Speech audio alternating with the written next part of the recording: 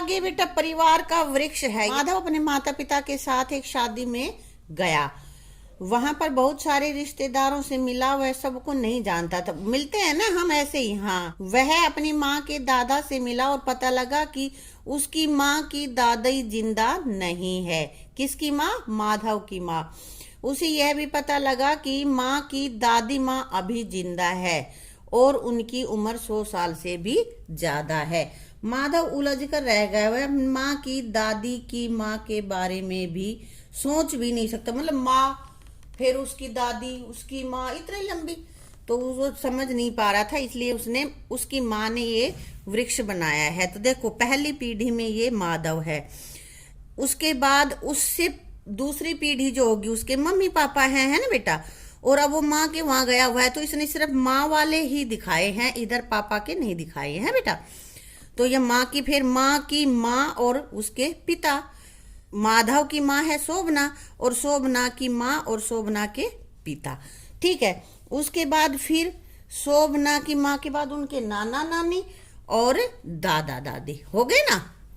फिर उसकी अगली पीढ़ी में देखो, पीढ़ी बता रहा है, पहली पीढ़ी में माधव, दूसरी पीढ़ी में माधव की माँ शोभना और उसके पापा, है ना।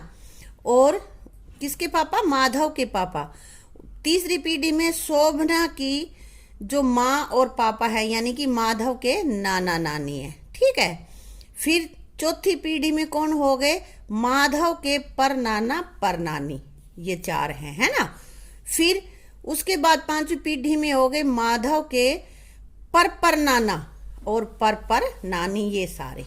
सिर्फ मम्मी के पक्ष के दिखा रखे हैं बेटा, पापा के दिखाएंगे तो और बड़ा चला जाएगा इधर। ठीक है। तो ये हमने ये समझ लिया है। अब इसी से रिलेटेड हम करेंगे अपने कुछ सवाल।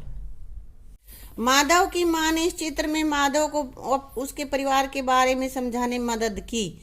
तुम भी अपने बड़ों के बारे में ऐसे ही परिवार वृक्ष की मदद से पता लगा सकते हो। तो बेटा तुम भी अपना अपना ये परिवार वृक्ष बनाना और पूछ लेना अपने मम्मी पापा से अगर कुछ हेल्प की जरूरत हो तो। ठीक है। अब कह रहा है कि शोभना के कुल कितने परनाना और परनानी हैं। देखते हैं बेटा हमारी पिक्चर में। शोभना के परनाना परनानी हमें बताने हैं। देखो तो यहाँ पे ये इसके शोभना के तो यहाँ है, क्योंकि माधव से पीढ़ी बता रहे। देखो शोभना उसके मम्मी पापा, है ना। फिर मम्मी की जो मम्मी है वो नाना नानी, और उनके भी जो मम्मी पापा हैं वो परनाना परनानी होते हैं। तो ये उसके 1 2 3 4 परनाना और परनानी है। शोभना के परनाना परनानी है ये। ठीक है। 2 परनाना 2 परनानी। यहाँ पे क्या लिखेंगे? हम लिखेंगे 4। अब यह है कि माधव के कुल कितने परनाना और परनानी हैं। माधव के कितने हैं ये तुम्हें बताना है बेटा। तो देखते हैं पिक्चर में। ये परनाना की ये वाली लाइन है ना, या 5वीं पीढ़ी में परनाना, तो कितने हैं टोटल? गिन दो इसको। 1 2 3 4 5 6 7 8। ठीक है। ये 8 हैं इसके परनाना परनानी। समझ में आ गया? देखो ये पीढ़ियां बना रखे यहाँ पे। और 5वीं पीढ़ी में माधव के परनाना परनानी है, ये वाली लाइन है। ठीक है। तो कितने हो गए बेटा? यहाँ पे क्या लिखे? 8 परनाना और परनानी हैं। अब आगे है माधव की 7वीं पीढ़ी में कुल कितने बड़े होंगे। 7वीं, अभी तक हमने पढ़ा है 5वीं तक, तो हमने चार्ट में देखते हैं, पीछे जो परिवार वृक्ष बना रखा है उसमें देख लेते हैं। 5वीं पीढ़ी में कितने हैं? 8। चौथी में कितने थे? 4। उससे नीचे वाली में 2। इस तरह से 2 2 दूनी 4, 4 दूनी 8। तो छठी पीढ़ी में कितने हो जाएंगे? यहाँ छठी पीढ़ी होगी तो कितने हो जाएंगे? 8 दूनी 16। और फिर 7वीं पीढ़ी में कितने हो जाएंगे? 16 दूनी 32। इसलिए तो उसकी 7वीं पीढ़ी में हो जाएंगे 16 दूनी 32। 32 बड़े हो जाएंगे बेटा। इनके पापा के, मम्मी के, इस तरह से बढ़ते चले जाएंगे ना। यहाँ से तुम हिसाब लगा लो बेटा। देखो यहाँ पे 2 2 का 4, 4 का 8 और 8 का 16, 16 का 32। समझ गए बेटा?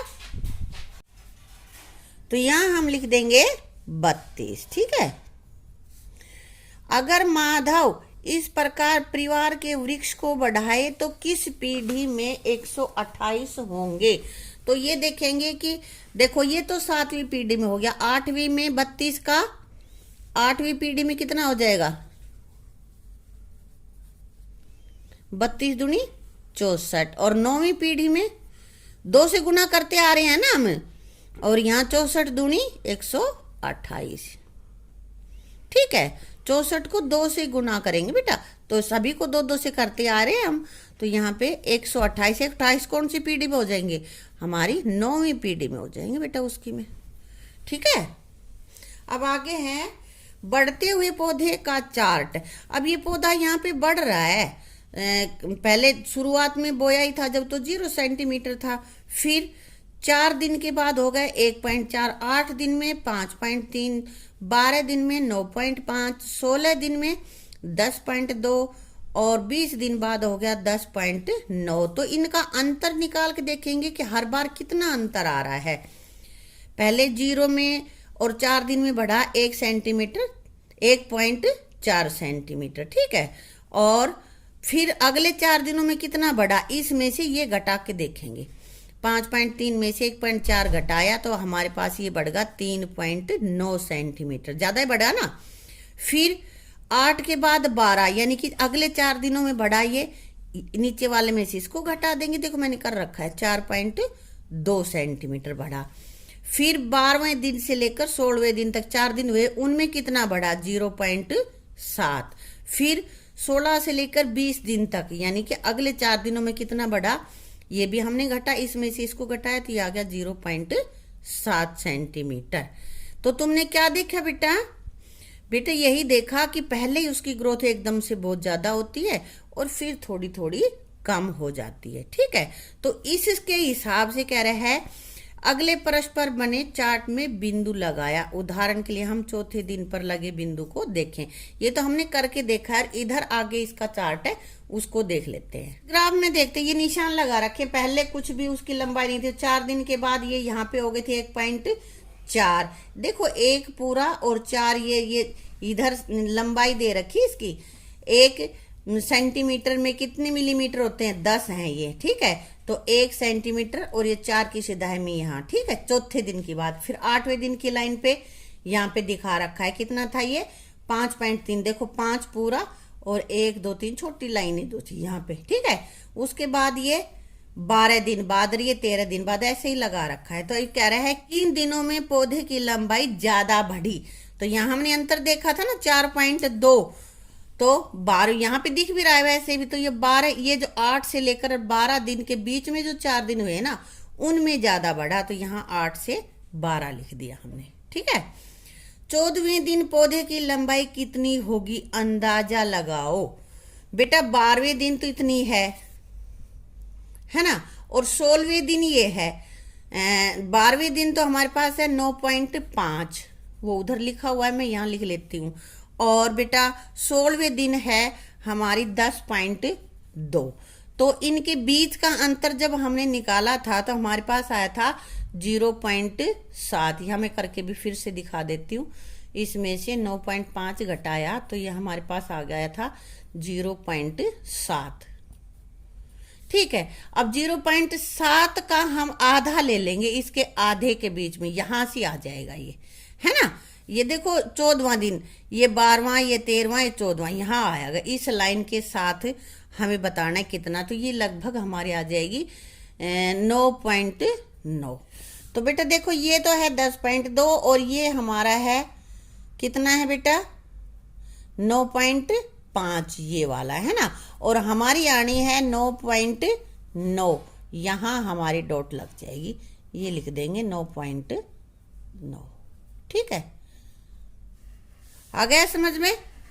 क्या यह पौधा हमेशा बढ़ता रहेगा। 100वें दिन पौधे की लंबाई क्या होगी, अंदाजा लगाओ। बेटा हम अंदाजा लगा सकते हैं, एग्जैक्ट तो हम बता ही नहीं सकते। तो लेकिन ये देखा है हमने कि जो जो दिन बढ़ते जा रहे हैं पौधे की लंबाई बढ़ने का जो उसकी गति है वो कम होती जा रही है, तो उसके बाद भी कमी होगी अगले 100 दिनों तक भी। तो यहाँ हम लिख देंगे क्या यह पौधा हमेशा बढ़ता रहेगा, हाँ, परंतु ये बढ़ोतरी कम हो जाएगी।